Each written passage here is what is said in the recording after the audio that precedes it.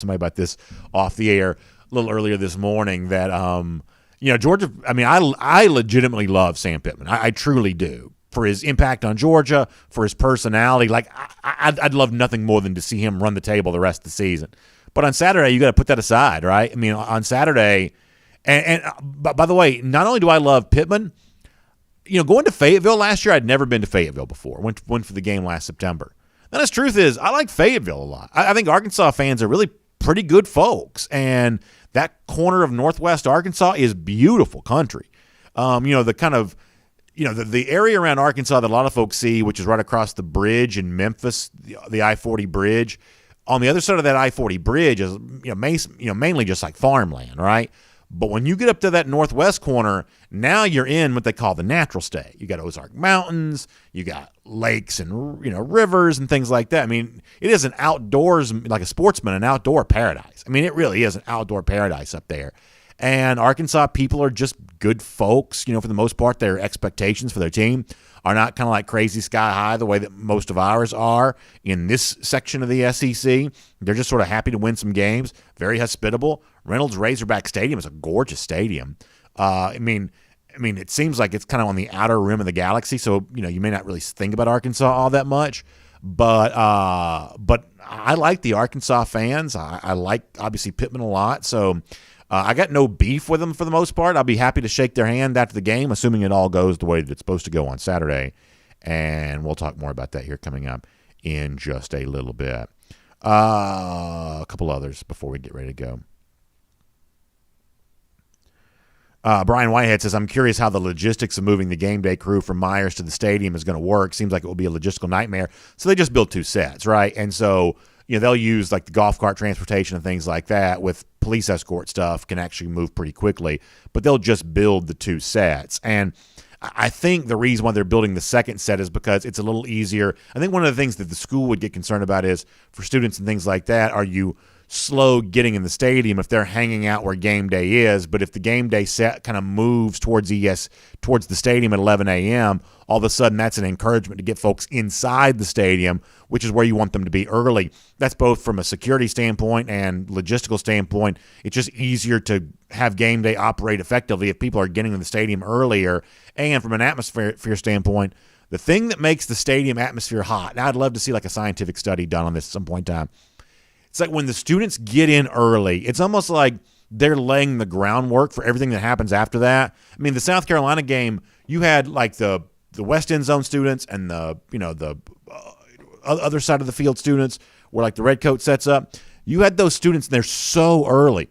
And it was just like really creating this very cool, very big atmosphere inside the stadium, kind of there from the word go. And so that's obviously what Georgia wants on Saturday there too. So we'll take more of your comments later on as part of our R.S. Andrews cool down for those of you that tune in for our 1st and 15 here at DawgNation.com and the DawgNation app. We appreciate you doing that. For those of you who've checked in with us as well on Facebook and YouTube and Twitter and Twitch, we're glad you're here too. A lot on Georgia-Arkansas today, the chess match between the coaches, the symbolic nature of the game, what it means for the Dogs, and just a whole bunch of fun all the way around. We are really happy to have you here. Our buddy Connor Riley stops by there as well later on for a Kroger Fresh take from him. So a lot on the Dogs and the Hogs as DawgNation Daily, the daily podcast for Georgia Bulldogs fans, presented by Engineered Solutions of Georgia, begins right now. Today's episode of DawgNation Daily is brought to you by Engineered Solutions of Georgia. Dial 678-ESOG now for a solution to your foundation and waterproofing problems. Presented by DawgNation.com. This is DawgNation Daily, the daily podcast for Georgia Bulldogs fans. Here's your host, Brandon Adams. One of the things that I have admitted to before is that if you really listen to me talk carefully and closely over the course of the season, one of the things that you'll hear, kind of a theme that comes up, is that my way of looking at Georgia football is greatly influenced from my upbringing, that I came of age as a child back in the 1980s. And a lot of times these Florida fans, people like that, are like, I bet you don't even remember when Georgia won a national championship. And the honest truth is I don't. I'm not old enough to have I was alive in 1980. I just wasn't old. I was 3 years old. I just wasn't old enough to remember Georgia when it won its national championship. So I kind of came of age kind of post-Herschel. I have a vague memory of Georgia winning the 83 Cotton Bowl, and that was a very big deal over, what time is it in Texas, 10-9? That was a very, very big deal, and I have a vague memory of that. But that is like as early as my Georgia memories kind of go back. I remember being in the stadium before that, but the actual context, stuff like that, I just don't have a great memory necessarily of that area prior to all of that. But my era was kind of post-Herschel and kind of the late stages of the Dooley era, but certainly listening very closely to Larry Munson as the play-by-play broadcaster and Vince Dooley as the head coach. And both Dooley and Munson, and this was actually kind of something that came up in the SEC Network doc on Larry Munson, the other great SEC broadcasters they've currently going. One of the things that came up about Munson and that was he was just incredibly pessimistic, so pessimistic about how good the opponent is, how bad the luck is. Everything was just the worst ever, and that was like one of the things that made Larry great. It's like he really felt that emotion. And I've told you before, I would never attempt to emulate Larry Munson, but this is not one of those things where I'm emulating Munson. It's just kind of in my DNA now, right? Like I've just sort of genetically evolved to view Georgia football as, oh, you better be careful here, the opponent's really good, or oh, you better be careful here, something could go wrong. Munson says he was possibly influenced by Vince Dooley some on that.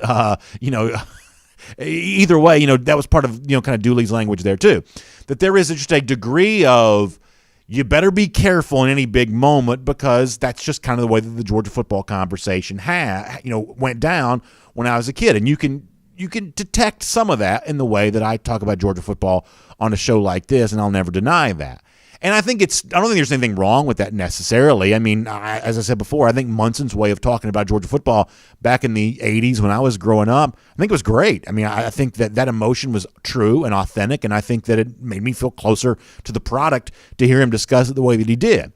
But at the same time, I also think that as Georgia, which is as a program now way better than it was in this particular era. Georgia's much more of a legit national championship contender right now than it probably ever has been at any point in time in my lifetime up to this. So it seems appropriate that the conversation around Georgia football would kind of evolve a little bit too, to the point now where going into a game like Saturday against Arkansas, with Georgia getting healthier, with Georgia playing pretty well through the first 4 games of the season, that Larry Munson-style pessimism or that Vince Dooley-style humility where you show great respect for your opponent and think about all the things that could go wrong for your own team, that just seems a little less appropriate going into a game like this with a team like Georgia against a team like Arkansas on Saturday. Georgia's a very big favorite, seemingly for a good reason. And in this particular case, I'm talking about the way that we as fans or media types view this. Not the coaches and the players. They have to have respect for their opponent, and they have to kind of certainly kind of keep their words a little bit more buttoned up and a little bit more protective. We don't have to do that. We can be a little bit more free to have an open and honest conversation. So the point here, as you go into Saturday, it does seem somewhat appropriate to kind of view this Georgia team, if you're a fan of this team or someone like me that speaks as a fan on a show like this, it just seems somewhat more appropriate to have some confidence to say, yeah, Georgia's in a big spot, and yes, Arkansas has exceeded expectations so far this season, but man, on Saturday, they're going to be in a world of hurt coming between the hedges. They're going to be in a very difficult spot. They may have beaten a Texas A&M team that is imperfect right now with an injured quarterback and things like that, but what they're going to face against Georgia on Saturday is a far cry from all of that. And maybe you hear some Georgia fans saying that. Maybe you kind of don't. The thing that makes me think about this is the fact that Paul Finebaum was on the ESPN college football podcast at the beginning of the week. I guess it goes back to, yesterday maybe. And in this particular discussion, he kind of brings up the Georgia-Arkansas game. In much the same way I just said of, Arkansas has done some okay things so far this year. But on Saturday against Georgia, it is an entirely different scenario and one that's nowhere near as favorable to Sam Pittman's Razorbacks. So let me let you hear Paul Finebaum on that, and I think it kind of sets us up for the conversation we're already having. This is Finebaum on the ESPN podcast. The real question now is, can Arkansas keep doing this? And I mean, fundamentally, they're really a strong team. Jefferson is banged up. You don't know what his condition is, and it's unfortunate for them that they don't have Auburn this week or Mississippi State because at the apex of Arkansas, really in the last 10 years since Bobby Petrino got on a motorcycle and shattered the program. They're going to Georgia, and that is just not a good spot for them. I don't think. And I don't mean anything against the team. I think they'll compete, but it's a tough turnaround. So cognitively, for the most part, I kind of agree with what Finebaum says there. It's a tough turnaround. It's a tough spot, right? You play, Texas and I should say Texas A&M and Jerry World. You win that game. You have the emotional high of now beating both of the big state universities in Texas. You feel great because for Arkansas, games like that always really matter. They hadn't beaten Texas A&M in like 9 tries. You got that win. Things are great. But, man, it's way tougher playing Georgia.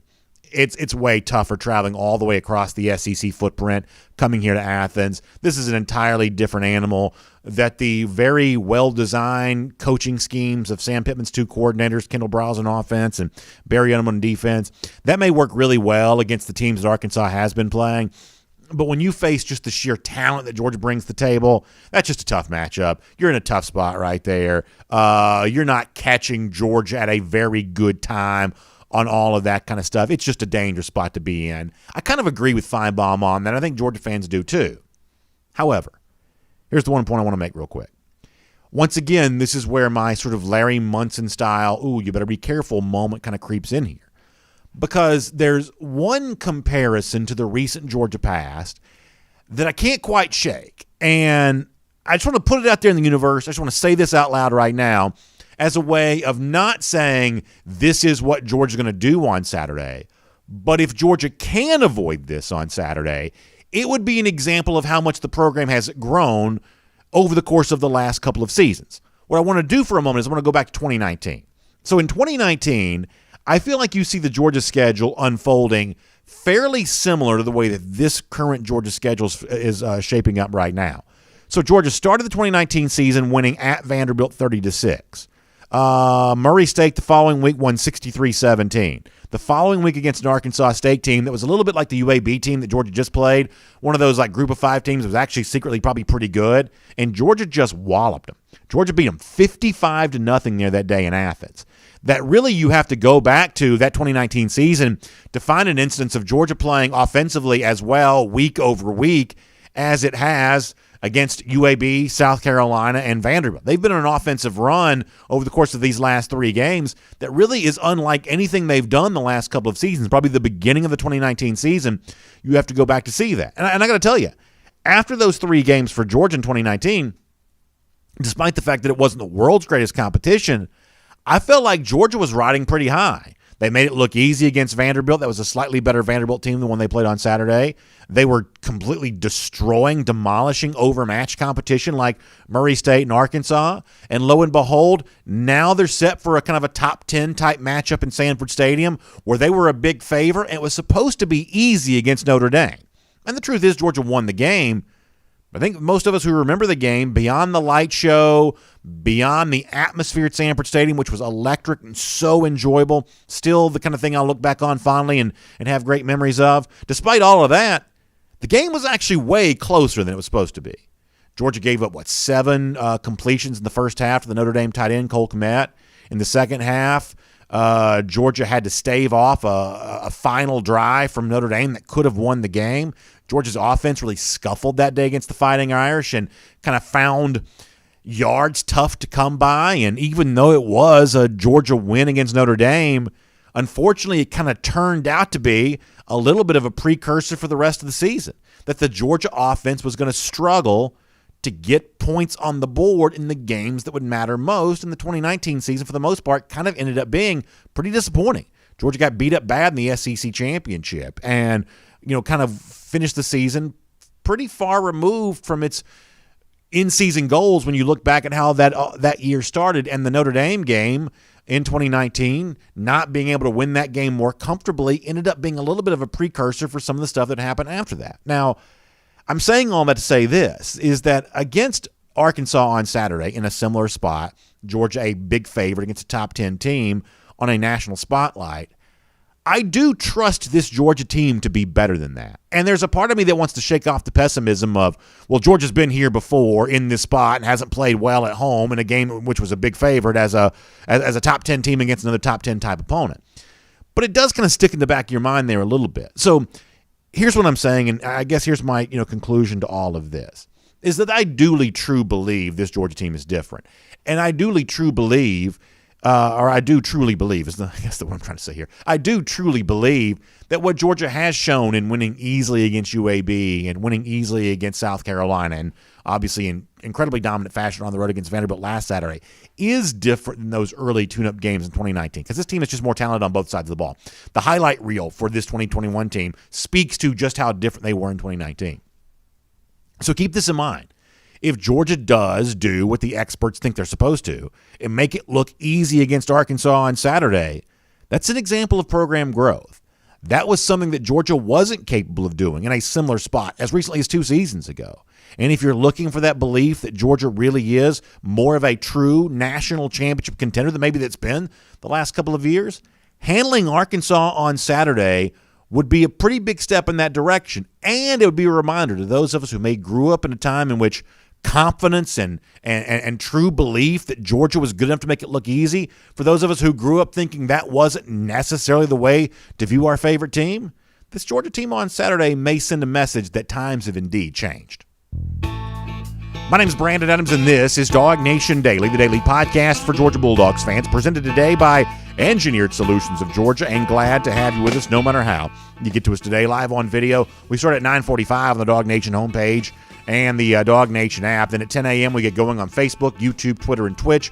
Of course, after that, on-demand audio on the podcast platforms, Apple, Spotify, everything in between. Our friends on the radio in Athens on Athens Sports Radio 960 The Rev. However you get to us, we're just really happy to have you here. And a big thanks to our friends at Engineered Solutions of Georgia for making it all possible. When it comes to foundation waterproofing issues, these are two of the most challenging things that you as a homeowner can deal with. And if you're dealing with that right now, let me just tell you that don't put off getting it seen about. Don't put off doing what you need to do. Reach out to my friends at Engineered Solutions of Georgia. First of all, they're proud partners of UGA, which makes them fun to do business with. It's always great to support those who support the Dogs. And speaking of that, they've been longtime friends of ours here on DawgNation Daily. So it is always with sincere thanks I say my appreciation to all of you who support those who've been supporting us for such a long time. And Engineered Solutions of Georgia is certainly an example of that. But more importantly, they just do good work for you. If you see the example of water intrusion in your home, whether it be your garage, your crawl space, your basement, or if you see those cracks in your walls or your foundation that let you know you may have a serious problem to deal with, Engineered Solutions of Georgia is equipped to fix all of that for you. They're a solutions-based company. They have 2 full-time engineers on staff, and they have a phone number that is very easy to remember. So simply dial 678-ESOG now. That's 678-ESOG now. That'll get you in touch with my friends at Engineered Solutions of Georgia. All right, coming up in just a moment, we're going to talk to Connor Riley. We'll do a Kroger Fresh take with him, and we'll find out from Connor kind of how he views the Georgia-Arkansas game right now, specifically from the standpoint of, is this a Georgia team that is good enough right now to do what the experts think they should, which is make it look easy? Or is this an Arkansas team that provides a real challenge to UGA and a specific threat? Connor's words on that will be pretty interesting, and we'll do that here in a moment. But before that, let me give you a couple of my own words on this as we go around the doghouse, presented today by our friends at Georgia's own credit union. And there is one area in which, if you want to be careful with Arkansas, or if you want to really highlight the way in which the Razorbacks can be dangerous with Georgia, it's not really from a talent standpoint, from a measurable recruiting standpoint. There's a huge chasm between what Arkansas brings to Athens on Saturday and what Georgia has, whether it be starters, backups, or anything else. The Georgia depth is just overwhelming its opponents right now, and even though Arkansas is a better team than what Georgia has been playing, certainly no one, even Razorbacks fans themselves, would expect the Arkansas talent to go head-to-head with what Georgia brings to the table. But you do have to be really careful with that chess match, the chess match that goes on with the coaches in this game. In particular, I want to highlight Arkansas defensive coordinator Barry Odom for a moment, because Odom is just a dude who has just been around the block. And one of the things that you hear said about Odom a lot is that he'll completely reinvent himself defensively to match the personnel that he kind of has. Like last year, it seemed like Arkansas was pretty thin with the front seven. This was a program that had come off like a winless year the year before that. So this program is kind of a mess. He felt okay about his defensive backs. So they just, totally reinvent a scheme that puts like 6 defensive backs on the field for the most part, majority of the time. And they just kind of play that way, right? It's like, this is where we feel like we're the best at, so let's just put our best 11 guys in the field, and I'll design a defense that works with the best 11 players I have available to me. And so when you start thinking about, what Barry Odom's going to do on Saturday, what he's going to try to do to impact Georgia on Saturday, as Georgia coach Kirby Smart said during his weekly press conference on Monday, that Barry Odom's going to clearly use what he has to make it tough on Georgia offensively, and I think Smart's words ought to be taken seriously. This is Smart talking about Odom. Take a listen to this. First off, Barry does an incredible job. Barry is one of the few people that you can say he takes what he has and he gets what he has to work really well. So like, he's been different at different places. He's not been the same guy everywhere he's been. He's morphed, he's changed. He's changed with college football. He's innovative. He goes and looks and studies what other people are doing. He forces your hand to maybe play left-handed, where you can't do some of the things you want to do. He's really good at it. And not only that, he's got some really good players doing it. Make no mistake about it. This is not the Arkansas that we played last year. Okay, those guys up front, he's got 3 transfers, 2 from Missouri, 1 from Illinois State, and they play extremely hard, and they're extremely physical, and they create an immense amount of problems for the people they play. And they will not be taken lightly by this group, because they're doing an incredible job of creating problems for offenses. Just look at what they've done with really the 2 big games everybody knows about, but they've really done it in every game. When Smart says they make you play left-handed, what he means is, think about like 90% of the population is right-handed. Now, my dominant hand happens to be my left hand, but 90% of the population is right-handed. And so think about, like, if you had to play basketball left-handed, or if you had to play golf left-handed, if you're normally throwing your right hand but now you're throwing your left hand, think about how uncomfortable it would be for you, the 90% of you who are right-handed, if you were forced to do something left-handed instead. You'd just be more uncomfortable. And I've heard smart coaches say this in the past, where they say, defensively, I'm not trying to stop you. I'm just simply trying to get you to do something you don't want to do. And it seems like Barry Odom's that's what he's kind of good at, right? He's good at getting you to do something where you have a less chance of dominating if you're doing that, to be, as Smart said, kind of figuratively speaking, left-handed there.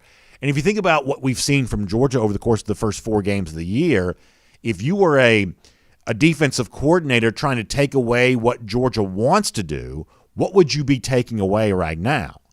I think the answer to that's pretty clear. I think after 4 games of what you've seen from Georgia on film, a smart Barry Odom is spending a lot of time this week saying, okay, what can I do to take Brock Bowers away? We've seen him score 5 touchdowns already. We've seen Georgia target him a huge number of times. I wonder what the Georgia offense is looking like if they're forced to try to throw to someone other than Brock Bowers on Saturday. Let's let that be the version of making Georgia left-handed. You can still throw it. JT, you can throw it. You can absolutely throw it. Just not Brock Bowers. Who are you throwing it to now if you're not throwing to Brock Bowers? That, if I had to imagine the chess match that's going on here, is what I might think that Barry Odom is doing. But this is where it gets pretty interesting. Maybe the chess match for Georgia on the other side of this actually doesn't start at 12 o'clock this Saturday, but it actually started at 12 o'clock last Saturday against Vanderbilt. Because think about this for a moment. Sometimes coaches work really hard to be secretive.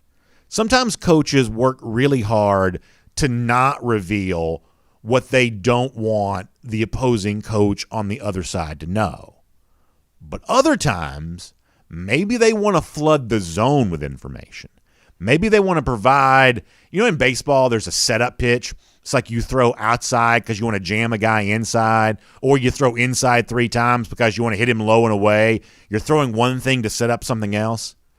What if part of Georgia's offense last Saturday against Vanderbilt was a setup for Barry Odom to get him thinking about something as a way of softening up the other opportunities that Georgia had offensively, specifically here in the first half against the Commodores when, Lad McConkey gets a chance to score, run on the end around, and when Brock Bowers scores that way, when you're giving carries to McConkey and Bowers, when you're showing that element of the Georgia offense, Is it a chance that maybe that was a setup to, hey, Arkansas, look at this thing over here? Sometimes coaches call this eye candy, where you're, forcing them to kind of pay attention to something, to look at something as a way of just giving them more to think about and practice this week. Hey, you want to stop Brock Bowers? Hey, also make sure you try to stop this with the end around too. And by the way, Kirby Smart talked about this postgame against Vanderbilt, that when you're giving carries to a Bowers or you're giving carries to a McConkey, all of a sudden that is a setup for something else offensively, or it plays off the other things you can do offensively. So think about this as this ongoing chess match,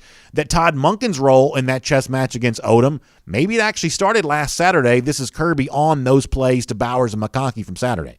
Well, the end rounds are misdirection plays. They're complements off our run game. If you overplay direct runs, then shots and perimeter runs are there. And if you overplay shots and perimeter runs, the direct runs are there. It's simple, right? They take this away, then this should be there.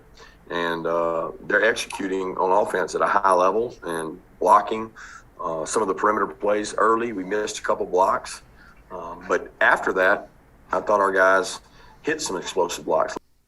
So in other words, just to kind of wrap all of this up, that if you're Barry Odom, it's pretty clear based on how much he's been targeted through 4 games, you want to try to take away Brock Bowers. But what Todd Monken showed you on Saturday is, if you're thinking about taking Bowers away from this offense, just realize that we can use him in a multitude of ways. And maybe this is part of our game plan against you, or maybe it isn't. But we're going to give you a lot to think about in that week leading up to the game. And that battle of wits between Monken and Odom on Saturday, boy, I think it's going to be a ton of fun. That is Around the Doghouse. It is presented today by our friends at Georgia's Own Credit Union. And speaking of a ton of fun, Georgia's Own Credit Union can be tons of fun for you there as well because of the great offer they have for you right now. I'm talking about the Visa Signature and Platinum cards. So many benefits to these cards, whether it be the contactless payments, which is obviously really convenient all the way around, or all the flex rewards that you can get as just a way of saying thank you for your business when it comes to Georgia's Own Credit Union and these Signature and Platinum cards. I'm talking about things that can be used really for anything, like gift cards or travel, cashback, merchandise.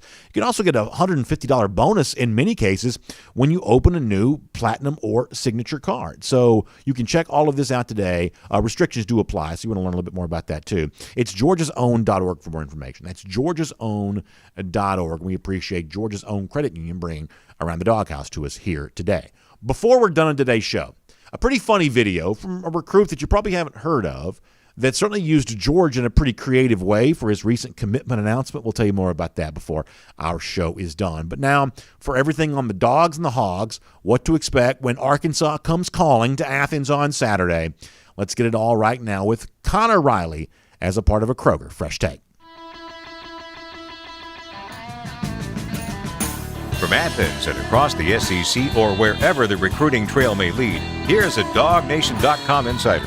Kroger Fresh Take now with Connor Riley. Good to have him here with us. And, a lot of the stuff that sometimes Kirby Smart says may be coach speakish in a way.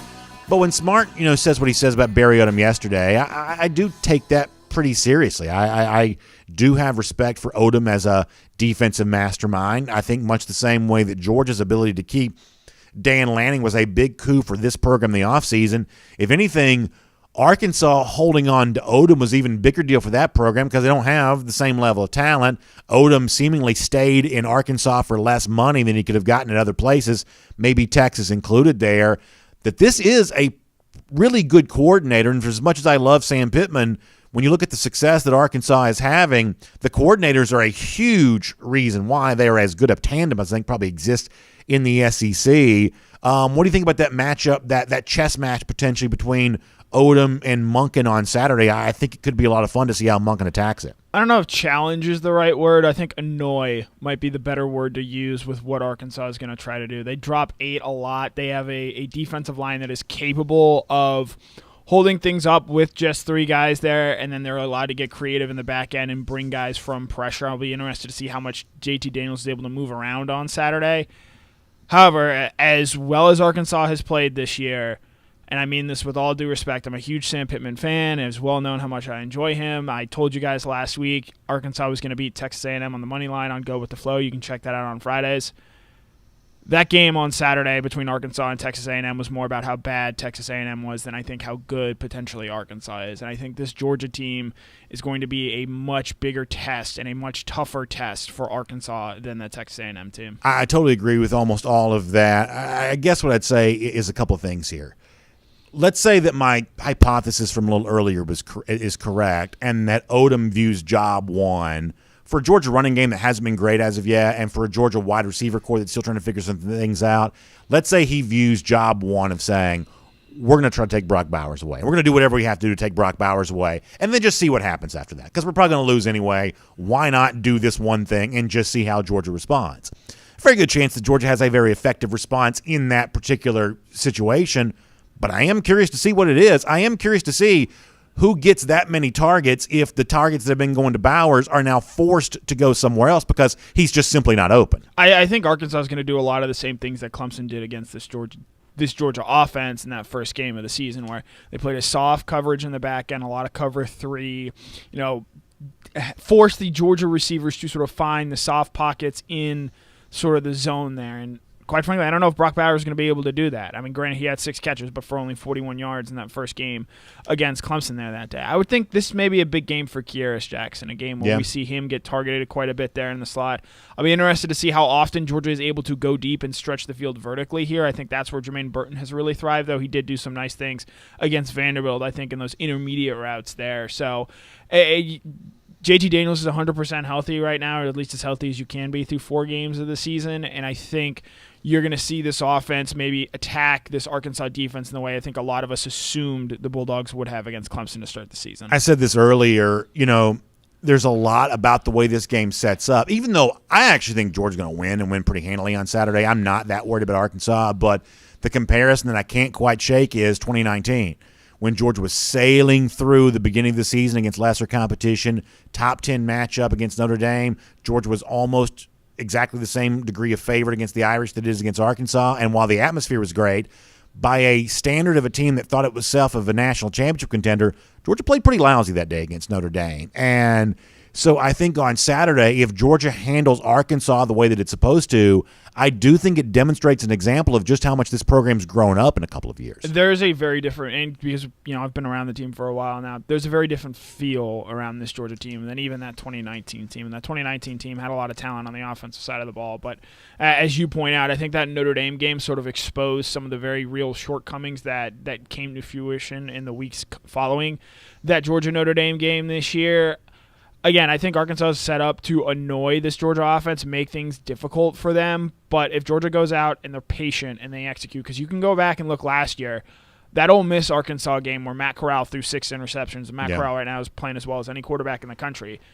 I think a lot of it was because the Ole Miss offense was just not patient and they were not willing to wait and sort of attack the way this Arkansas defense, it was the way that it was supposed to be attacked. I think you're going to see Georgia come out and do that. I think JT Daniels does that much better than Matt Corral does, and that's why I think I actually think they're going to cover on Saturday. Jeff said something on Friday's show, and I think tomorrow, I was going to try to do it today. I think I'm going to do it tomorrow just because hopefully I'll have a little bit more room in the show to be able to do it. He said something on Friday that I think is really important. And I think it works for Georgia recruiting, but I think it also kind of just works to tell the story of UGA. That if you think about the 2018-2019 defenses for Georgia that were statistically dominant, they're giving up a dozen points a game or some crazy number like that. But the highlight reel is actually pretty short. Mm-hmm. And what Jeff said, and I think this is so true, that for recruits, and all of us kind of speak a language of video now. There's a reason that Instagram's so popular and TikTok is so popular and things like that. There's a reason why our show is on video. Video is just kind of the language we use to communicate with each other a little bit now. And that, there's a certain thing with the recruits of don't tell me, show me. And if you can show the highlights of what Georgia is, I think that works for a recruit. And Jeff said this on Friday. I think it's a really good point. And at a certain point in time, I want to expand on our show. But if you could show a recruit on video, it's so much more valuable than telling a recruit with statistics. And if I think about Georgia myself, why do I think this team is better than the one in 2019 that kind of floundered at this point in the season? The highlights tell the story, offensively and defensively. The highlight reel for this Georgia team is this long right now on both sides of the ball. And that's kind of all I need to know. It's not a perfect team, but it's collecting highlights at a clip that no Kirby Smart team has. And if I zero in on my own level of confidence, why this Georgia team truly might be different. It's the kind of highlights they're creating, even against overmatched competition. It's the kind of highlights they're creating that give me the sense that, yeah, this team does feel a little bit different than some of the ones that Kirby's had. Yeah, even this past week against Vanderbilt, where Georgia only had 1 sack. Go watch the way Jalen Carter played, and you can certainly find highlights of him on social media. He was just ragdolling that Vanderbilt offense, where to the point where he pretty clearly would have been the best player on Vanderbilt's team. Connor, I mean this in sincerity. It was almost a Bishop Sycamore situation. Like at one point in time, when Jalen Carter threw a blocker aside and absolutely just wally mopped Vanderbilt running back, I almost wondered if he should even be in the game. Like, is this dangerous to have him in this game right now? That's how singularly dominant he was. And I mean, like, you can decide where he ranks on the list of Georgia defensive linemen, but I mean, the idea that you're talking about him doing those things in addition to everything else that everybody else is doing. I mean, it's really pretty remarkable. I mean, yeah, he did not start on Saturday, right? And he pretty clearly came out there and showed why I think next year he's going to be an absolute star for this Georgia defense that should look very different. But you go back to Saturday, you mentioned the highlights and whatnot. 9 3-and-outs forced. Mm-hmm. Georgia had more points scored through most of that game than yards given up. It was just an absolute destruction. And yes, some can say that Georgia hasn't played a good offense to date, especially with the way Clemson's offense has looked. But I think some of that you can also point to, okay, well, this Georgia defense is doing things that other teams aren't doing. And even in games against lesser competition, Southern Miss scored 14 points on Alabama this past weekend. FAU put up 20 points on Florida. This Georgia team is giving up nothing. They gave up nothing to UAB. They gave up 1 garbage time touchdown to South Carolina, and they gave up nothing to Vanderbilt. They are absolutely taking care of business every week. Not just the first team, but some of those second teamers as well. All right, something else I want to talk about, and I think I'm going to do this in greater detail also later on in the week. I thought Kirby Smart, in discussing the efficiency of his running game, was really pretty interesting yesterday. And this is where I, become at risk of being very nerdy and too deep on this subject for a moment, but I think the idea of the efficiency of Georgia's running game is pretty interesting because for the people who don't really care about this kind of stuff, that's typically defined by like your success rate. What percentage of yards do you get compared to the yards that are available? In other words, on 1st and 10, do you get 40 or 50% of the available yards there, make it 2nd and 6 or 2nd and 5? And do you get like 70% is typically what's expected on a 2nd down run to be considered efficient there? And on 3rd down, you got to move the chains. The point I'm getting to here is this, is that on those 1st down runs, I think I've heard Kirby say in the past, they kind of define efficiency as 4 yards there in a 1st and 10 situation. And I would actually really prefer they think about that more along the lines of 5 yards. To me, because if you read the math blogs and things like that, people talk about this kind of stuff all the time, and I realize that's just kind of like, nerddom. I totally understand that. But I do think there's a big difference between 2nd 5 and 2nd 6. Yep. Because over the course of a game and over the course of the season, the difference between 2nd 6 and 2nd 5 is a lot more 3rd downs. And that's going to lead to a few of those 3rd downs just don't get converted because nobody's perfect on 3rd down. So, in other words, Kirby says by his own metrics, he feels like the running game is efficient. I'm going to go back and look at the Clemson game and kind of see kind of where things stand there because, as I said before, it seems like this team was facing a lot more 2nd 6s than they were 2nd 5s. I think that 1 yard in that spot makes a very big difference. Yeah, I think Georgia's trying to figure out its running back situation and sort of see who emerges there and who plays well and who sort of fits what they're able to do. And I actually think we did get some answers on that against Vanderbilt on Saturday, even if I don't think a Georgia running back had more than 50 yards. I think Zamir White's the best running back on this team. I think that was pretty apparent early in the game when they were going to him. They were, I think, a more successful rushing team in that game. And then you think later in the game when they did get sort of stuffed there on the goal line, they gave it to Kenny McIntosh on a 3rd and 1, and then they gave it to James Cook on a 4th and 1, and neither one of them were able to pick it up there. And at that point in time, I think Zamir was intentionally being held. Yes, absolutely. And to that point, I think if Zamir is out there, Zamir gets that 1 yard needed. Now, Kendall Milton did not play last week with the shoulder injury, and I actually maybe part of me wonders if it's not the worst thing in the world because it does sort of force Georgia to make a decision and say, okay, we think Zamir is the guy, and I actually think that the lower third right now says, will a UGA running back break out this week? It's a semi-bold prediction because we haven't had one through 4 games yet, but I'm going to say Zamir White gets over 100 yards on this Arkansas run. That's a great prediction. That's a really strong prediction. I guess what I would say, though, is even though Cook doesn't get the 4th and short situation there, the honest truth, though, is is I thought he did some pretty impressive things for Georgia on Saturday. And my point here is there are a lot of Georgia fans that want to see these running back carry numbers pared down a little bit. They want to see Georgia pick two guys and make them the Chubb and Michelle or the Holyfield Swift. They want to create that dynamic duo tandem. Here's the problem. While on the one end, no one's really been all that spectacular from this group as of yet, there really hasn't been anyone who's shown himself to be worthy of being voted off the island yet either. So if you're Dell McGee and Kirby Smart, I don't really know what you do with that, because I do think Georgia would be better if it could find two very good running backs to give its majority carries to. But this group right now is neither distinguishing itself on the front end or eliminating itself on the back end. And so I guess for the foreseeable future, unless you're right and Zamir just really pops on Saturday, my guess is you'll continue to see the McIntosh, Cook, Milton, White ensemble here a bit, because that's kind of what the game performances are dictating doing, I think. Right, and I think until Georgia plays a really competitive game there in the second half, you think back to that Clemson game. As that game went on, it was clear Georgia was going to keep giving the ball to James Cook and Zamir White, especially on that last drive there. And I don't think this Arkansas game is going to be all that close. Auburn, I don't think is going to be a close game either. Kentucky has not really impressed me in recent weeks. So, maybe that Florida game we were forced to find out some answers there. But I also think that part of this in getting McIntosh and when Kendall Milton comes back, getting those guys involved, what that does is it keeps Zamir healthy towards the end of the season. It keeps James Cook healthy toward the end of the season. Because you can look back at 2019. I think Georgia relied pretty heavily there on DeAndre Swift, and for most of the year that worked. And then his carry load and his number of touches got to a point where because of the way football is played, once you hit a certain threshold of carries, you're just more likely to get hurt or dinged up. And that's what happened to DeAndre Swift in the Georgia Tech game. And then he wasn't 100% for that LSU game. I think Georgia, because of the way they use their running backs, and I think this has worked out in, say, 2017 and even 2018, they were able to sort of mitigate some of those long-term wear and tear injuries that happen that limit sort of your top running backs, and I think that's part of the reason you're seeing them do this as well. Final point on this, I agree with you, what you said a moment ago, in that if Georgia's up 4 with a minute and a half to go in the fourth quarter against Florida and it's a 3rd and 3, I'll trust Zamir White to get those 3 yards right now, and I'll live and die with Zamir there in that spot.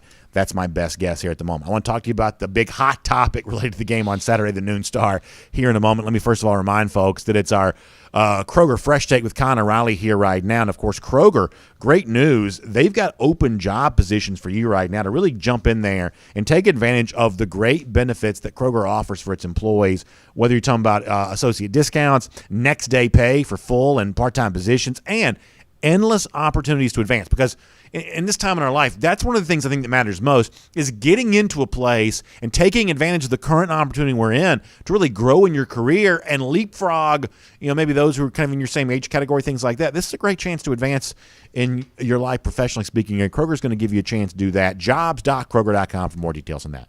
Jobs.Kroger.com for more details on that. You can also stop by and apply in store there as well. All right, Connor, let me just give you a broad question to start with, and we'll kind of zero in a little bit more after that. What do you think about noon Saturday as the game time for Georgia and Arkansas? I think I'm okay with it. I think, obviously when this game was first announced, I was like, I don't love that. I understood why, because Arkansas is still sort of Arkansas, and Auburn, LSU, both those teams I don't think are certainly even at the caliber of Arkansas. That's still a big game that I think Joe casual fan will tune in to watch. I'm not sure if the casual college football fan is tuning in to watch Arkansas at this point in time. But Arkansas is a top 10 team based off what we have seen on the field this season. College game day is going to be there. This is not, I don't think, going to feel like a noon kickoff. Certainly I don't think it's going to feel like that South Carolina game did in 2019. And so I think because of all that, because of all the pomp and circumstance that is now surrounding this game, I think I feel a lot better about sort of it being at noon. The weather's supposed to be great. I think there's going to be a real energy in the stadium that day.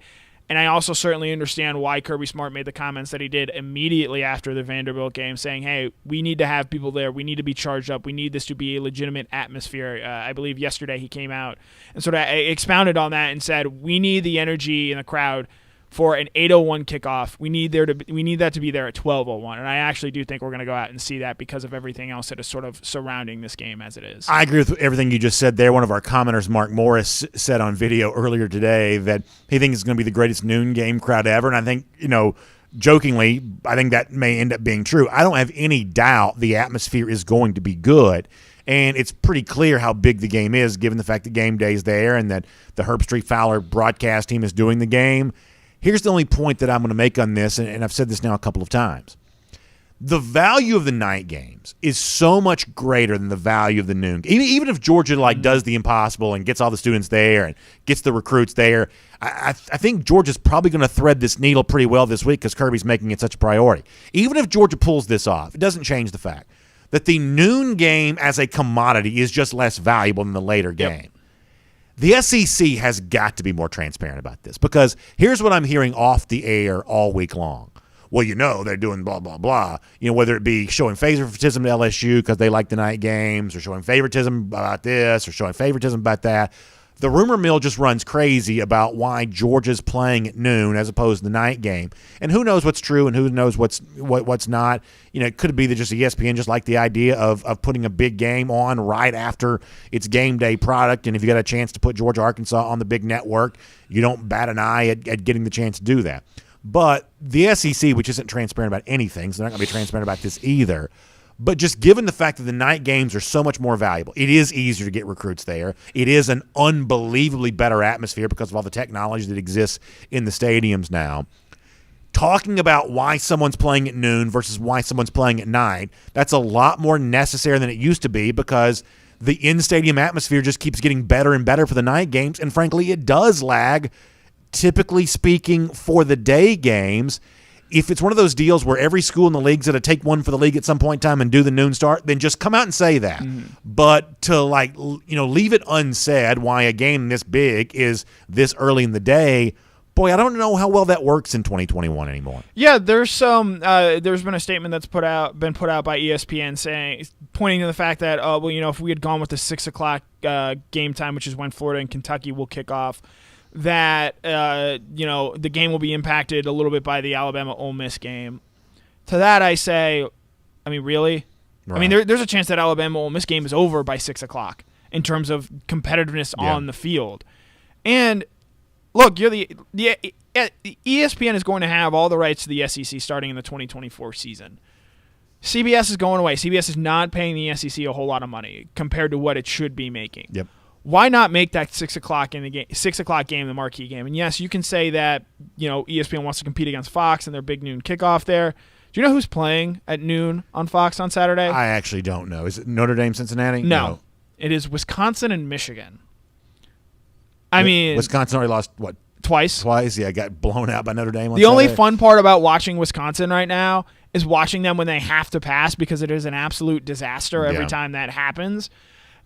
I get why ESPN put them at noon. There are reasons for it, but from a Georgia perspective, yeah, you would have loved for this to have been even a 6:00 start time. Yeah. I think that just creates a better atmosphere. It is a more special atmosphere. I think one that college football tends to want to celebrate. It's going to be celebrated when LSU and Auburn kick off at 9 p.m. Two teams that, quite frankly, based on the way they've played so far this season, look a lot more like noon kickoff games than night kickoff games. I'll just say this.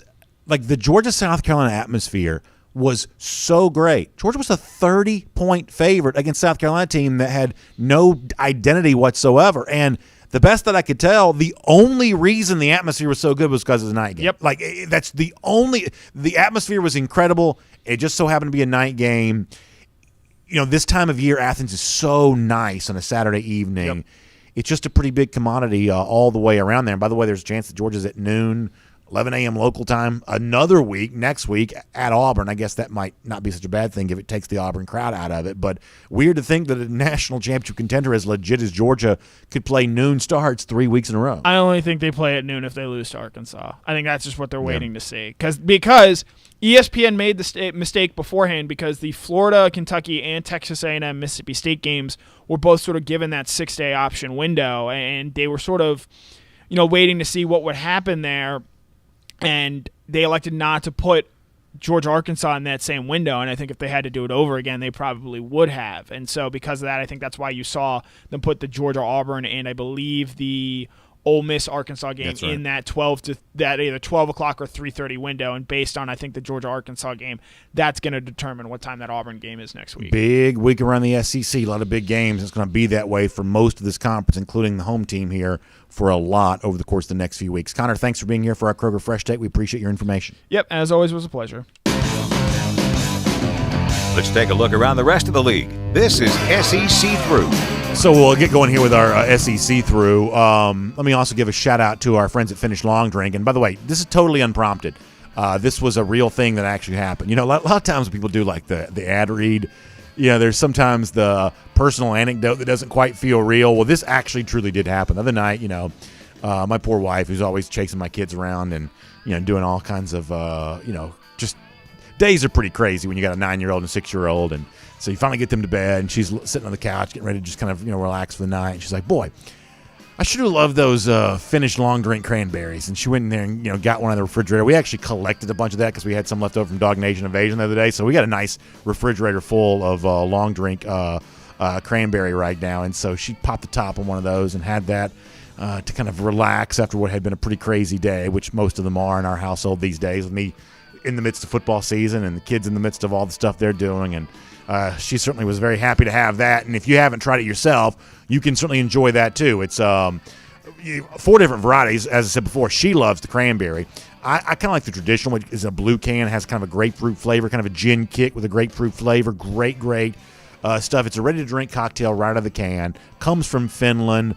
You know, starting in Helsinki in the 1950s and then been in the United States for a couple of years, now available here in Georgia, and pretty much wherever you are, you can find yourself some Finish Long Drink. So please, find it online and go to thelongdrink.com, and you can figure out where you can pick up some today. That's thelongdrink.com, and you can pick that up today. All right, a few stories for our SEC Through that I want to roll through here just for a moment. There's a guy named Brad Powers who, I don't actually know Brad personally, but I think he's a pretty good follow on Twitter. He kind of approaches college football from a gambling standpoint. Let me just say this about that idea for a moment. When we talk point spreads and things like this, like, I don't care if you ever bet on a game or not. Some of you enjoy doing that, and we kind of have fun with people who do. Some of you, you know, don't care to do that, which is, you know, fine with me there as well. But I do think understanding the way that point spreads work and the way that point spreads set a level of expectation for performance. You know, did you exceed expectation? Did you fall short of what the experts thought you should be able to do? I do think that's a valuable way of understanding the sport. And from that standpoint, what Brad Powers pointed out the other day, just how good Arkansas has been this season relative to what people thought was possible for the Hogs at the beginning of the year. Here's what he shows you on Twitter. It's the teams that thus far this season are 4-0 against the spread. Do we have the Brad Powers tweet? Can we show this for a second? The teams that are 4-0 against the spread thus far this year, and the points per game in which they are exceeding their spreads. And what you see is Arkansas, along with Bowling Green, Rutgers, and Texas San Antonio, are the 4 teams in the country this year that are exceeding, that are 4-0 against the spread. And what you see on the base of Arkansas is not only have they covered in all 4 of their games thus far, they have done so by an average of 13.3 points per game. That is a remarkable performance. That week after week after week, they keep doing better than the experts think they're supposed to. Because here's the one thing about the experts is, you know, they may be slow in figuring things out, but over the course of 4 games, they're going to start upgrading their own performance expectation for you. So not only is Arkansas doing better, but as the spreads are also moving in their direction, they keep right on exceeding those performances. You also saw Ole Miss as one of those 3-0 teams in a similar situation there. Interesting that both Arkansas and Ole Miss find themselves as big underdogs on the road on Saturday. So while a lot of us do think that Georgia probably handles its business against Arkansas on Saturday, this through 4 games has not really been a paper tiger. They've beaten both Texas and Texas A&M. They've done so in pretty emphatic fashion. They, you know, won easily in their other games besides that.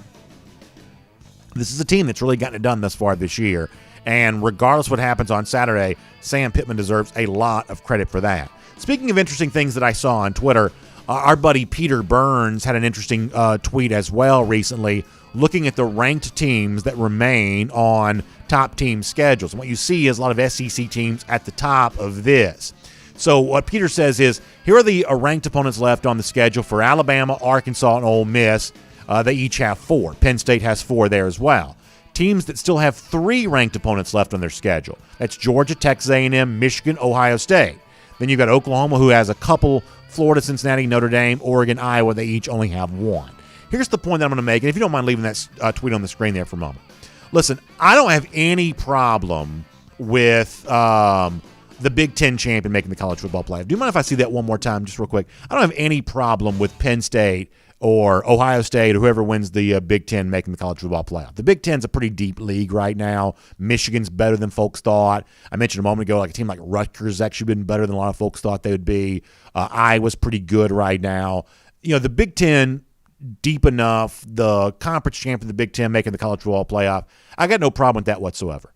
But look at Peter Burns here again, who gives you Bama, Arkansas, Ole Miss, Georgia, Texas A&M. You know, the one outlier of contending teams is Florida. But all those SEC teams who have been good thus far and still play a whole bunch of other ranked opponents before the season is done. Now, if you just kind of brought somebody into the sport who doesn't follow the sport closely and said, here are 2 categories of teams. On the one side, you've got Alabama, Arkansas, Ole Miss, Georgia, Texas A&M, Florida. And on the other side, you've got Penn State, Michigan, Cincinnati, Notre Dame, Oregon, Iowa. And you said, okay, out of these 2 categories, which is the better of these 2 categories? I think most people would say, well, it's the category that has the SEC teams in that have actually been the best bunch if you're going to do that side-by-side comparison. But here's what most of you know. Despite the fact that that's true, despite the fact those SEC teams will be tested more over the course of the rest of the season than the Big 12 or Pac-12 teams do, the ACC's been totally eliminated from contention. Notre Dame gets to be there simply because of their historic cachet. Somehow the group that includes the very best of the SEC right now is likely to only get 1 playoff bid, whereas the other half of the country is likely to get 3 playoff bids. And at a certain point in time, don't we have to just open up and speak clearly about how unfair that is, about how unjust that is? And listen, I understand the business motivations around the sport. I get the idea that a national sport's better than a regional sport. You know, hockey is fledgling as a sport because it's regional. It's played in Canada. It's played, you know, in the high, you know, northern, you know, quadrant of our country. It's never expanded in popularity because of the regional nature of the sport. I get why you don't want college football to be the kind of thing that only exists in the Sun Belt.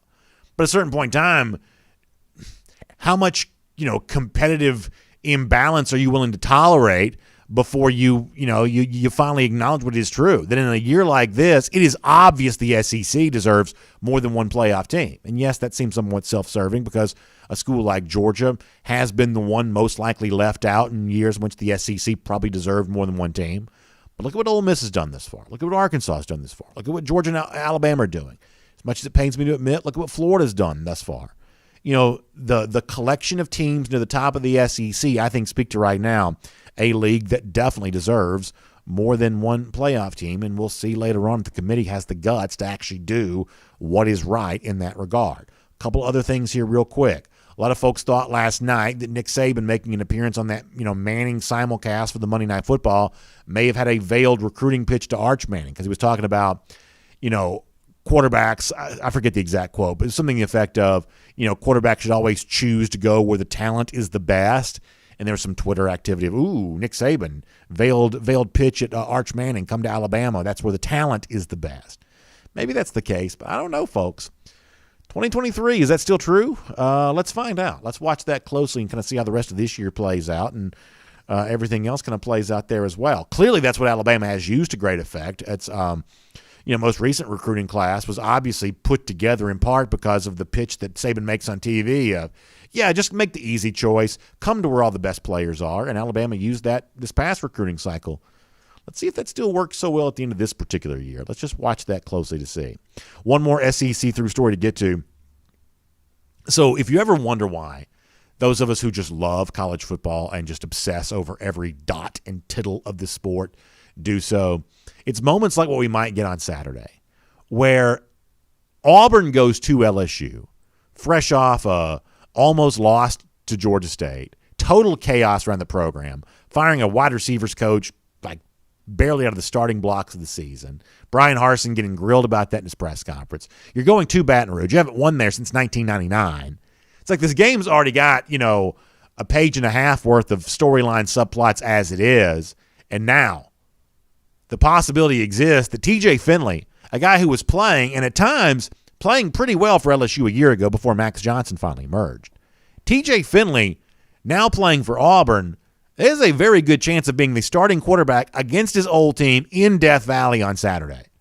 Does it get any better than that? I mean, the SEC's ability to deliver delicious soap opera quality drama never, ever dissipates. It never, ever diminishes. It just regenerates itself year after year. Now, we don't know as of yet who's actually going to be the quarterback. I'll show you a tweet here from Tom Green, who covers the Auburn Tigers here, with basically kind of a non-committal answer from Brian Harsin on all this. The quote here is, the starting quarterback has not been decided yet. I know depth charts come out. Depth charts are a little bit old school. We would all agree with that. We don't really make too much of those anymore.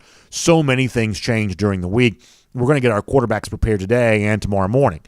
I mean, what Harsin can't say there, which most of us probably agree with, at this point in time, I don't see how you could possibly go back to Bo Nix. Nix is just struggling too bad. And, Finley's not a perfect quarterback either. He lost his job at LSU for a reason. But he came in, made the throw when he had to on Saturday, and gave Auburn the only spark it was likely to get. So not only is it the more dramatic choice to play Finley against his old team, for Auburn right now, it's probably the better choice. But I told you this yesterday, and I'll repeat this. Good coaches, competent coaches, quality programs are not firing assistant coaches 4 games into a season. They're just not. And this notion that the wide receivers coach is the thing that was wrong with Auburn on the heels of playing Georgia State way closer than it should have, we just all know that's not true. It's the kind of knee-jerk reaction that makes Brian Harsin feel way too much like Jeremy Pruitt, who did a similar thing with his defensive line coach. Those are coaches that are not long for the SEC, typically speaking. Brian Harsin better be very, very careful. There's a fairly interesting race going on right now to decide who the biggest disaster is of first-year head coaches, and Harsin's a part of that race right now, so be very careful. Make that your SEC through. And here on DawgNation Daily, as the marathon broadcast rolls on here, of course presented by Engineered Solutions of Georgia, this is not really important. I just think it's kind of interesting. There's a recruit that I'd never heard of. Most of you probably haven't heard of him either, and I'm not making fun of him because we don't make fun of recruits. But he had his recent commitment ceremony. And if you want to know the stature of the Georgia program, how much the program has grown, Georgia is now a hat on the – Alabama's been this way. When I was a kid, Michigan basketball was this way. In the aftermath of Fab Five, you had basketball recruits for 20 years who were putting Michigan in their list of finalists. And the Michigan coaching staff has been fairly open about this.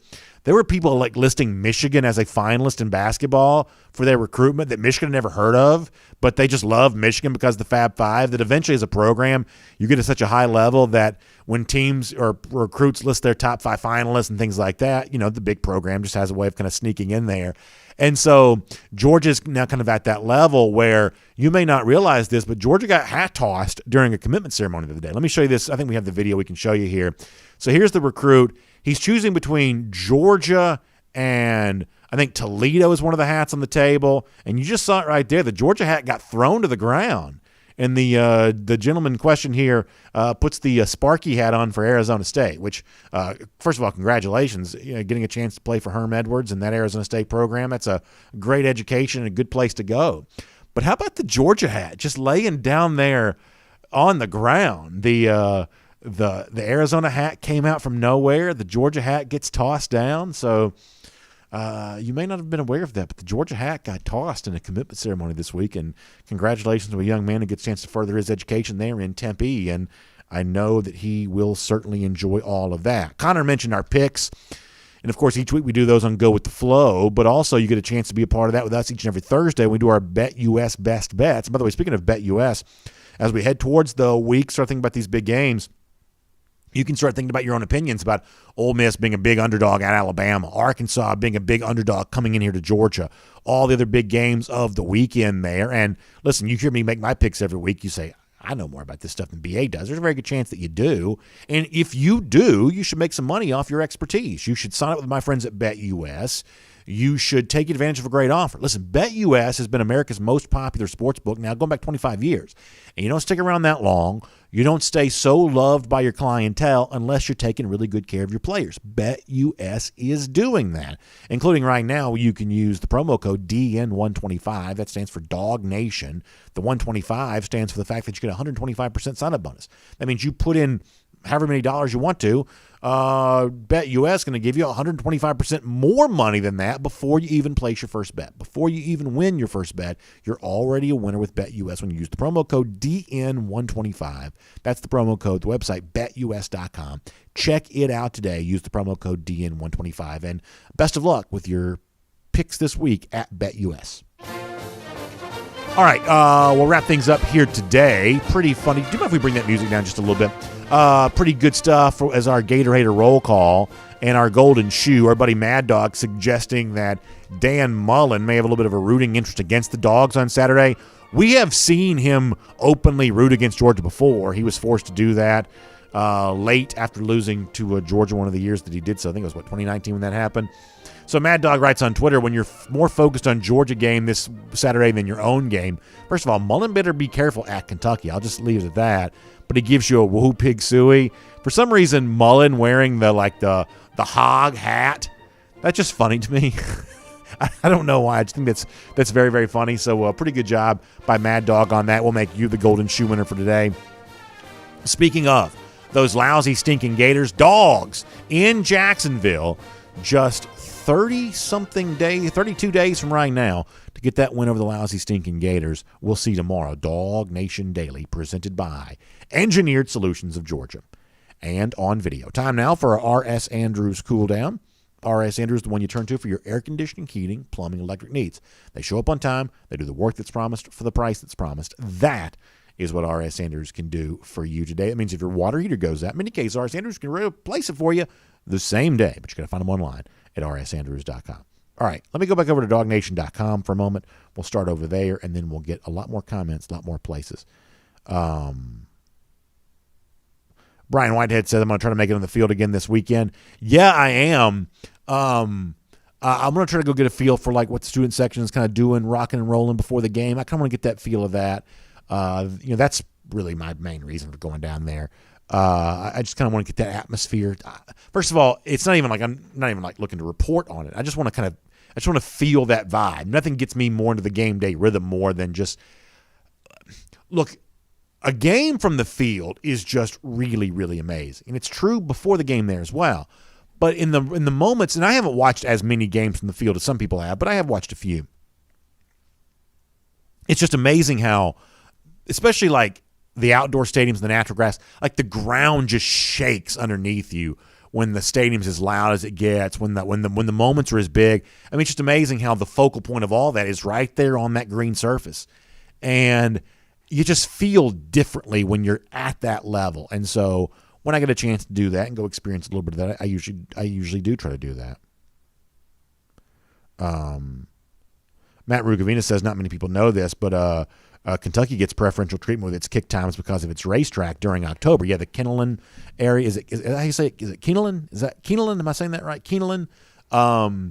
But yeah, I've kind of heard that over the years, and there's all this talk. Well, so and so gets preferential treatment about this, and so gets preferential treatment about that, and I think what you're kind of left to wonder is, well, hold on, why not my team get preferential treatment? If LSU's getting all these nighttime starts, and if Kentucky's getting these because of the racetrack, and if so and so's getting this because they play so and so the following week, and what about my team? How come we're not getting those preferential treatments? And that's why I think the league should be more transparent.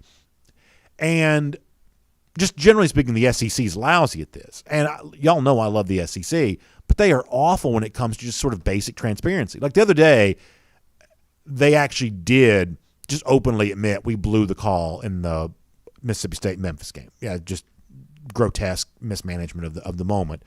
And so that was kind of nice to see. But, I mean, first of all, it did occur to me, well, if there was some manipulation that occurred that led the Georgia game, y'all please don't quote me on this because I'm just speaking out loud.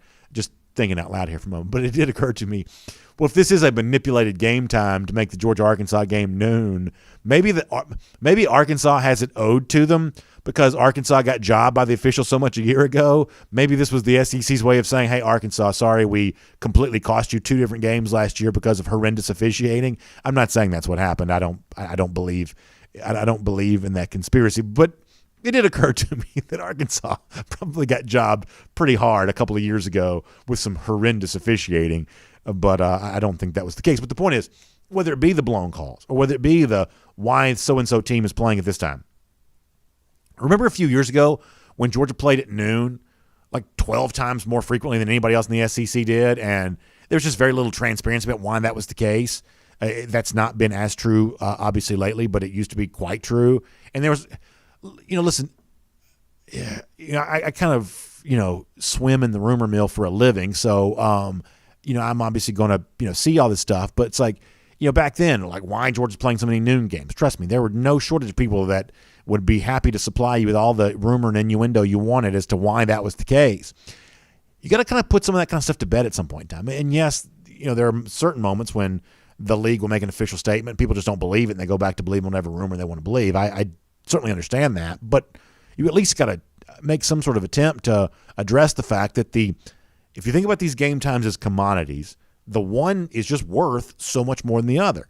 You only get, it's just getting hard to get recruits to come to lousy games. That's one of the reasons why there's such a push to play big games, because recruits just want to go to where the games are big. And so of your 6 home games that you get in a normal year, getting the big recruits to come to some of these games is just not easy because some other team's having a better game. And recruits will just go. It doesn't matter if the recruit's not going to that school. They just want to see a good game. They get a free ticket to a good game. They're not stupid. They're just going to, if you got offered a free ticket to a good game and a free meal along the way, of course you'd take advantage of that. And that's what recruits do now. So you've got already of your 6 home games, a few of them that are not easy sells for recruits as it is. And then when you do have a big game, and the big game's at noon, that is bad for your recruiting. And Georgia's going to still probably have a long list of visitors, but it's not going to be easy. That gigantic recruiting staff's working overtime to – how many wake-up calls do you think are going to happen on Saturday?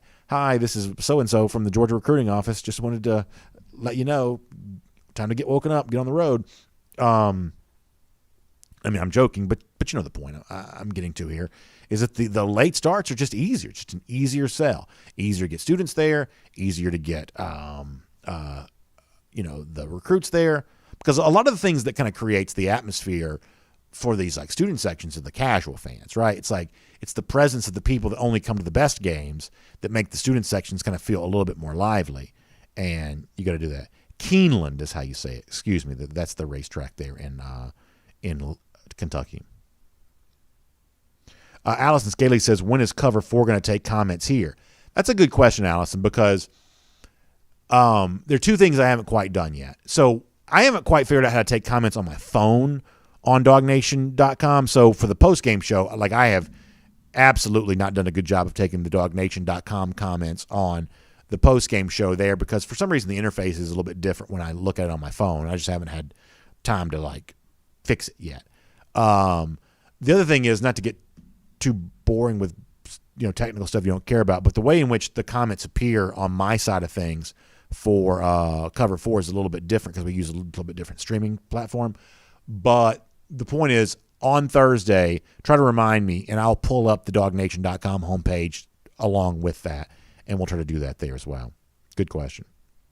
And Allison, I'm happy that you're here too, by the way. All right, let me go to YouTube for a moment. And we'll try to, I know we didn't do hardly any comments yesterday, so we'll try to make up for that a little bit today. Jacob Phillips says, do you think Arkansas can run the ball or be close to balance on offense against UGA? I really don't know how you run against Georgia right now. And if you really want to zero in on the one spot that gives me the most confidence that Georgia will probably win easily on Saturday, that's it. And listen, Sam Pittman offensive line, I totally get all of that. But I just don't see how you run against Georgia. I just don't. Because if you try to do the outside stuff, you get the athletes involved, and the interior stuff, Georgia's just tossing people down there right now. They're just tossing people. I heard a great anecdote about Devontae Wyatt this week from some of the coaching staffs that have watched him closely. And, I mean, you think so much about what Jalen Carter did against Vanderbilt, what Jordan Davis is doing on a day in, day out basis. He barely played on Saturday, but when he does play, he's unstoppable. And I heard, coaching staff just blown away by what they're seeing from Devontae Wyatt as like the other name in that mix. There was a very funny moment on Saturday where a few of the Vanderbilt parents were gathered near the entrance where the Georgia team was coming in, and they're just like blown away by the size of Georgia. And it's kind of funny how the players were coming in because they just kept getting bigger and bigger and bigger, and then finally it's like, you got like Jordan Davis who's like the next one, and like, the Vanderbilt parents in particular were standing around there were just demoralized because, I mean, it's almost like a video game where like you keep getting to like another boss. It's like you're finally like Bowser's Castle, and like here's Jordan Davis, the biggest of them all. And it was just kind of a funny moment of what it's like to be on the other side of that. So no, if I'm looking for the one spot I feel the most confident about Georgia right now, it's what's happening there with that defensive situation. Jerry Dog fan says, I can see it now. Georgia beats Arkansas convincingly, and the media says that, well, Arkansas must not be very good. Georgia fans kind of feel like they've been there before. Scott Harris brings up a pretty good point, and this is ultimately true. He says you should be grateful for noon games because last year we were worried not having any games, so a noon game is better than that, and Scott's 100% right. And I also, truly believe that I think the atmosphere on Saturday is going to be great. Like, I have no doubt. Like our buddy Mark Morris says, it's going to be the greatest noon game atmosphere of all time. I think he was joking when he said that, but I think he may actually end up being pretty correct. It's going to be phenomenal, I believe. Georgia's working very hard to make it be true. But concurrent to being grateful there is a game being played, confident the atmosphere is going to be good, I am going to also give voice to the fact that, there's just a different level of the TV windows are not created equally. It's just a fact. Let's see what else. Thomas Van Santa says, Red Invasion. Fans need to be elite. And I believe they will be. Mark is asking about Arik Gilbert. Yeah, I got nothing new on Gilbert. I don't think there is anything new right now. Chase Spitzer on the subject of the injured guys. So for guys like Tyke Smith, Darnell Washington, the outlook is seemingly really good. Now, here's one thing I'm going to tell you, is that when you haven't played in a long time, you may be back on the field, but the huge impact, I don't know if you see it on Saturday, and I don't mean to be a wet blanket here, but all things being equal, Brock Bowers is still a bigger weapon on Saturday than Darnell Washington is because Washington's just working his way back in. My guess is that Latavius Brini is still more effective than Tyke Smith is, just as an example here, because Tyke Smith is just kind of working his way back in. Like, it is not easy to get back on the football field after all of this. And so while you may have guys back and they may be practicing, they may play on Saturday, the idea of them being at their very, best, I still think you may be a little slow on that.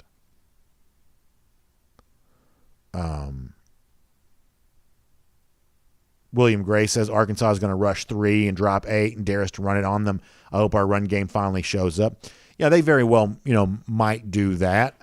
And listen, you still got to throw the ball against 8 some, right? That's why, what you do, whether it be in the seams or what you do over the middle, you still you can't be one-dimensional just because they're kind of playing you defensively in kind of a one-dimensional way. But it is going to be a day where the Georgia running game has to show up more so than it has before. I don't disagree with that. Let me go to Facebook, and then we'll get ready to wrap up here in a little bit.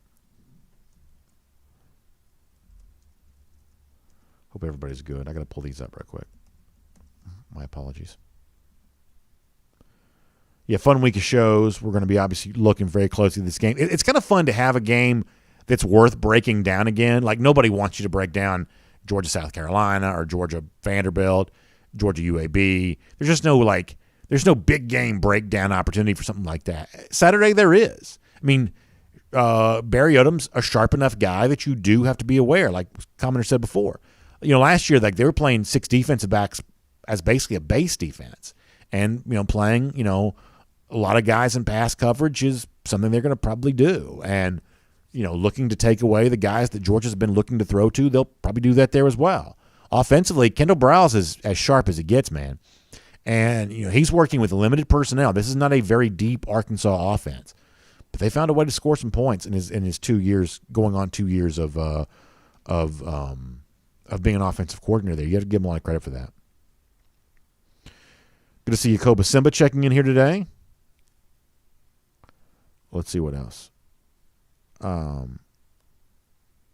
Stephen Brock says, do you think Zamir White gets 100-plus Saturday? Connor Riley said that a little earlier. He gave a bold prediction that he does believe that Zamir White goes over 100 yards on Saturday, which would be a big deal. Jeremy Lloyd, yes, Kirby Smart did say that yesterday. William Poole is now officially back for Georgia.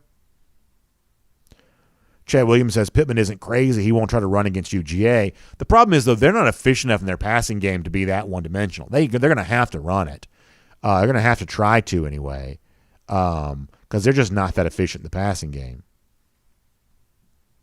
Randy Hall, very happy about Cedric Van Prawn. Granger with good reason.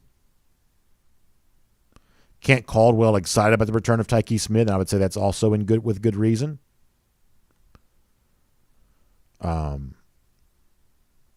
Chris Tittle wants Arkansas to have at least 6 false starts because of crowd noise.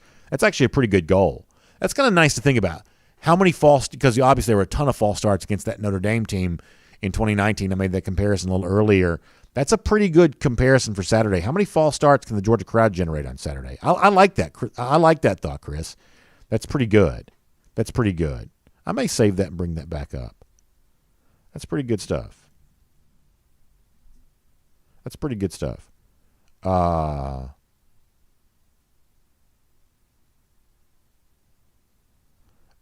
Gary and Christian Gulisano says, I'm all for playoff expansion, but if Georgia goes out and beats Arkansas by 21, is that a bad look and shows the true gap between the 2 and the 8 teams, the number 2 and number 8? I mean, I think generally speaking, there is probably a pretty big gap between number 2 and number 8. I mean, this is where Georgia was a lot, over the course of the last 25 years, right? It's like you work your way up to get to number 8, and that feels pretty good. But when you play number 2, there's just a big space, what it takes to get in the top 10 and what it takes to move up to the top of the top 10, that's 2 very different challenges. Those are 2 very different challenges. That's a good point. Dylan Pye says Arkansas looks similar to Kirby's second year with Chubb and Michelle.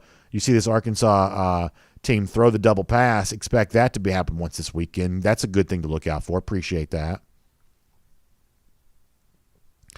Chad Williams says Pittman will leave Athens like he just drank a grapefruit. He'll have a sour taste in his mouth. It is kind of funny to hear that little trash talk towards Pittman there, because on Saturday, Pittman's an enemy on Saturday, right? It's like I'm sure the rest of us are happy to root for him against anybody else, but sending him home unhappy on Saturday, that's what just kind of comes with the job. That's job 1 on Saturday. Antoine Middleton says Arkansas will have to go silent count due to crowd noise. Then our defensive line shift will cause a plethora of false starts. Yeah, Georgia does that so well, man. They do that so well. I think I'd probably just jump off sides every time when they did that. Daniel Aldrich wants to see Georgia show up and show that they can beat a top 10 team. Yeah, it's a great advertisement for Georgia on Saturday. Philip Jordan Wells asking about the DawgNation brunch on Saturday. Yeah, maybe so. Maybe we'll do a little bit of that. All right, let's see what else. Back over. One more trip through the comment section. We got to go. Bo says, have you noticed all the Bama fans keep saying that Kirby has to go if no national championship this year? He says they're scared. Yeah, that's wishful thinking on their part. Wishful thinking for sure.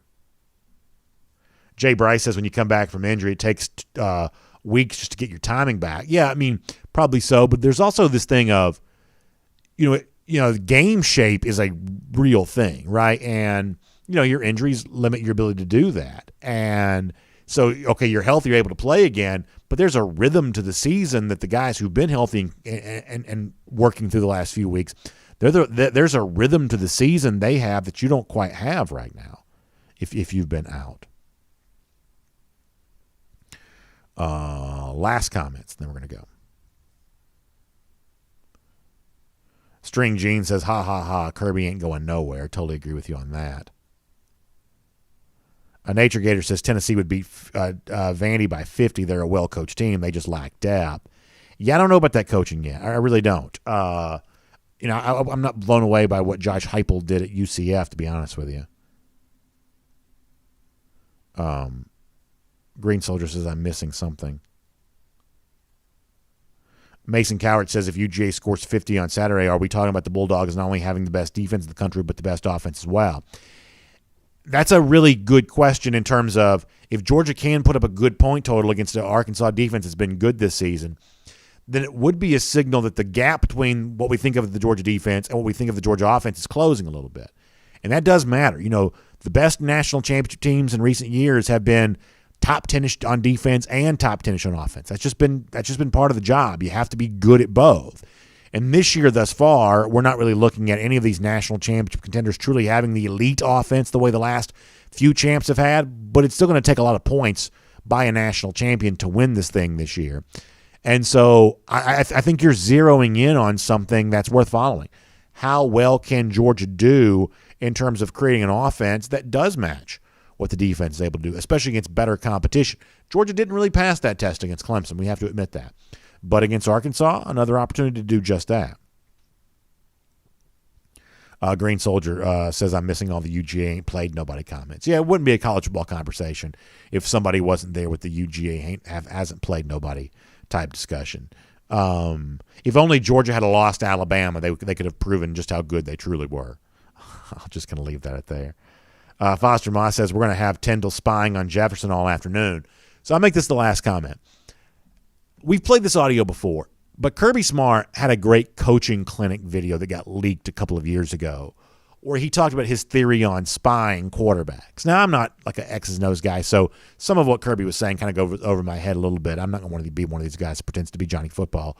But it was really interesting. Basically, he talked about how that he's not a fan of the one guy spying a quarterback because obviously now you're playing with 10. That he talked about he kind of does more of like a mirror and match type thing. And if you really watch the way that Georgia's played, you do see an example of this. And like I'm going to explain this wrong, but the best that I can explain it is it's almost like with the two outside linebackers, there's kind of a mirror and match thing where the front side outside linebacker sometimes becomes kind of a de facto spy where he's in charge of kind of keeping the quarterback in front of him, watching what he's doing, which provides a pass rush opportunity for the backside guy. And if the quarterback's field of vision changes, then that role seemingly kind of changed too. As I said before, I know I'm not explaining this right. Smart explained it in a football sense in this video, but it was really interesting to hear about the way that you can kind of spy a quarterback without spying, and you can kind of try to utilize a pass rush even when you're trying to keep contained on a quarterback based on what you do in the quarterback's field of vision compared to what you do on the backside where you try to sneak somebody in. It's really interesting to hear Smart when he's talking to other coaches because he's talking about football in kind of that football sense, and obviously he's got a great passion for that topic. And so as we played this audio one time before on the show, but it was interesting just kind of following the video of his belief on, hey, you can't really spy a quarterback, but you can still do things to kind of keep him where you want him to be and hopefully still get a pass rush on top of that. It was actually really good stuff. All right, we are going to go for now. P. Rich asked about the weather. Connor said it was supposed to be good, so I'll take his word for that. Hope all of you have a great day. Thanks for being here for our R.S. Andrews Cool Down. Also, big thanks for you being a part of our show there as well. And make sure you check out the Atlanta Journal-Constitution, AJC.com. Believe it or not, the Falcons got a win on Sunday, so there's some excitement about that right now as the home team looks to hopefully build on that. So you can follow all that online. You can also pay very close attention to everything else happening at the AJC there as well. Governor Kemp yesterday announcing a $1,000 bonus for a lot of our law enforcement and firefighters, other first responders. So congratulations to those of you who get a chance to benefit from that. You can find out more about that online at ajc.com. And getting ready for a big, big showdown. A lot of stories at the AJC right now with the Braves and Phillies. Showdown in Atlanta for the National League East. You've also got the UGA Day at Truist Park on Thursday, so that's actually a pretty fun thing. So make sure you check all of that out. Atlanta Journal-Constitution online at ajc.com. A lot of sports going on here right now, and it is all there for you. Also, R.S. Andrews is there for you there as well. Check them out for your air conditioning, heating, plumbing, electric needs. They show up on time. They do the work that's promised for the price that's promised. That means if your air conditioning unit is on its last legs, and for many of us it may be, we'll get some new life breathed into that system by getting it tuned back up to factory fresh specs. It only costs $99. So check it out online at rsandrews.com. See you tomorrow, back here, 9:45 for our First and 15, 10 a.m. for DawgNation Daily, presented by Engineered Solutions of Georgia. We'll look forward to talking to you then, everybody. For more DawgNation videos, check out youtube.com/DawgNation.